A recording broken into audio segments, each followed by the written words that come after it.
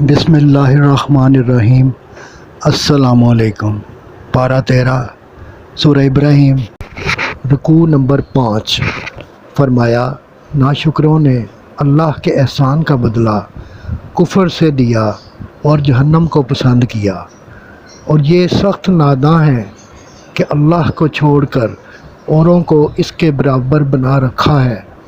یہ کچھ دن دنیا کے مزے اڑا کر ہمیشہ کے لیے دوزخ میں ڈال دیے جائیں گے۔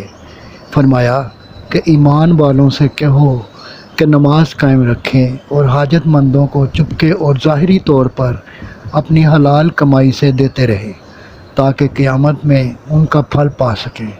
پھر ارض و سما، رزق کا سامان، سمندر، ندیاں، سورج، چاند، رات دن، غلہ، پھل، ترکاریاں ہمارے لیے بنانے کا ذکر فرمایا، اور فرمایا کہ تمہاری ہر خواہش پوری کی، اگر اللہ کے احسان گنو تو نہ گن سکو۔ صدق اللہ العظیم۔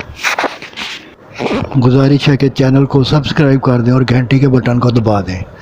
دعا ہے کہ اللہ تعالیٰ آپ کو صحت و تندرستی والی زندگی عطا فرمائے۔ آمین آمین آمین یا رب العالمین۔